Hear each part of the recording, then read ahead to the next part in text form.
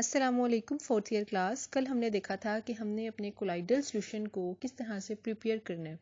आज हम देखेंगे कि हमने कोलाइडल सॉल्यूशन को प्यूरिफाई कैसे करना है, क्योंकि बाज़ात कोलाइडल सॉल्यूशन बनाते हुए बहुत सारे मॉलिक्यूल्स आइंस ऑफ इलेक्ट्रोलाइट हैं जो कि हमारे सॉल्यूशन को कंटामिनेट कर देती हैं। तो हमने अपने कोलाइडल सॉल्यूशन को इन तमाम कंटामिनेशन से प्यूरिफाई करना होता है।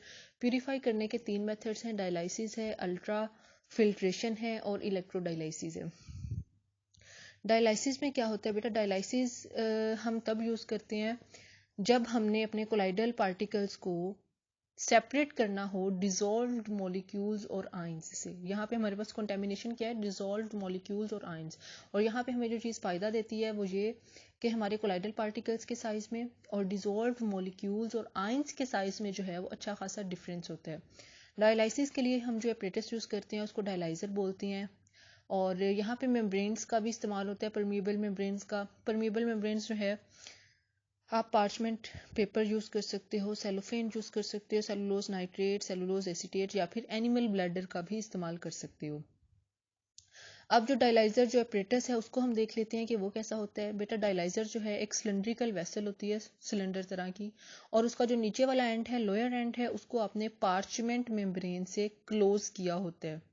अब आपका जो इम्प्योर सोल है आपने उसको इस सिलेंडर में, इस सिलेंड्रिकल वेसल में जो है वो डाला होता है। उसके बाद इस सिलेंड्रिकल वेसल को आपने सेलोफेन में, सेलुलोज नाइट्रेट या सेलुलोज एसीटेट या फिर एनिमल ब्लैडर में सस्पेंड किया होता है, हैंग किया होता है एक वेसल के अंदर, जिसके अंदर के डिस्टिल्ड वाटर भी मौजूद होता है। ठीक है, यानी कि अब एक आउटर वेसल है जिसके अंदर डिस्टिल्ड वाटर है, और जो है आपका उस आउटर वेसल के अंदर आपका इम्प्योर सोल एक सिलेंडर में डाल के आपने सस्पेंड करवाया हुआ है और सिलेंडर को जो है कवर किया हुआ है किसी परमिएबल मेम्ब्रेन से।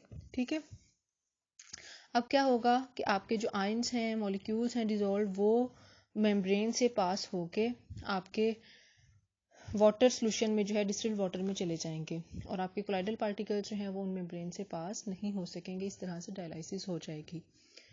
नेक्स्ट सेकंड मेथड की तरफ हम चलते हैं, इलेक्ट्रोडायलाइसिस। बेटा जो आम डायलाइसिस है वो बहुत टाइम कंज्यूमिंग प्रोसेस है, बहुत ज़्यादा टाइम ले लेते हैं। तो हम इस दिक्कत से बचने के लिए जो है वो इलेक्ट्रोडायलाइसिस का इस्तेमाल करते हैं। इलेक्ट्रोडायलाइसिस में क्या होता है, एक आउटर वेसल होती है, उस आउटर वेसल के अंदर पानी होता है, पानी के अंदर आपने इलेक्ट्रोड्स रखे होते हैं और उस आउटर वेसल के अंदर 2 डायलाइजिंग मेम्ब्रेन्स होती हैं। उन डायलाइजिंग मेम्ब्रेन्स के अंदर आपने अपना इम्प्योर सोल जो है वो रखा होता है। आउटर वेसल है, आउटर वेसल के अंदर 2 डायलाइजिंग मेम्ब्रेन्स हैं जिनके अंदर आपने जो है अपना इम्प्योर सोल रखा हुआ है, और आउटर वेसल में ही जो है वो 2 इलेक्ट्रोड्स मौजूद हैं। आप इलेक्ट्रिक फील्ड अप्लाई करते हो, इलेक्ट्रिक फील्ड जैसे ही अप्लाई करते हो जो डिजॉल्व मॉलिक्यूल्स और आयंस हैं वो इलेक्ट्रोड्स की तरफ अट्रैक्ट हो जाते हैं और आपका कोलाइडल सॉल्यूशन जो है वो प्यूरिफाई हो जाता है। अल्ट्रा फिल्ट्रेशन में क्या होता है बेटा, आपने अपने कोलाइडल सॉल्यूशन को आयंस ऑफ इलेक्ट्रोलाइट से पाक करना होता है। आपको पता है कि आपके जो कोलाइडल पार्टिकल्स हैं वो ऑर्डिनरी फिल्टर पेपर से पास हो जाती हैं, लेकिन अल्ट्रा फिल्ट्रेशन में आपने ऐसी मेम्ब्रेन्स यूज़ करनी है जिनमें से आपके कोलाइडल पार्टिकल्स पास ना हो सकें, लेकिन आप जो लिक्विड मीडियम है और डिजॉल्व्ड आयंस हैं इलेक्ट्रोलाइट का, मतलब जो हमारी कंटेमिनेशन है, वो उस मेम्ब्रेन से इजीली पास हो जाए। अब कोलाइडल पार्टिकल्स हैं और इसमें आप ऑर्डिनरी फिल्टर पेपर का यूज़ करते हो, लेकिन जो आम फिल्टर पेपर है उसमें से कोलाइडल पार्टिकल्स पास हो जाते हैं। तो आपने इस ऑर्डिनरी फिल्टर पेपर को थोड़ा सा मॉडिफाई करना होता है। मॉडिफाई कैसे करना होता है, आप इसके ऊपर सेलोफेन की लेयर लगा देते हो या रीजनरेटेड सेलुलोज से इसको जो है ना वो इम्प्रेग्नेट कर लेते हो। ठीक है, तो ऑर्डिनरी फिल्टर पेपर को मॉडिफाई करके आपने यहाँ पे यूज़ करना है सेलोफेन से या रीजनरेटेड सेलुलोज से।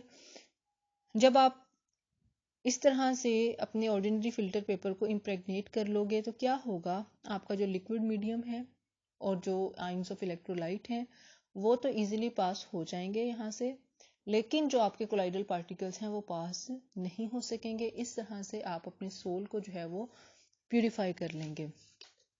बहुत आसान मेथड्स हैं तीनों, और अगर कहीं से किसी पॉइंट की समझ नहीं आ रही तो आप लोग मुझसे पूछ सकते हैं। अल्लाह हाफिज़।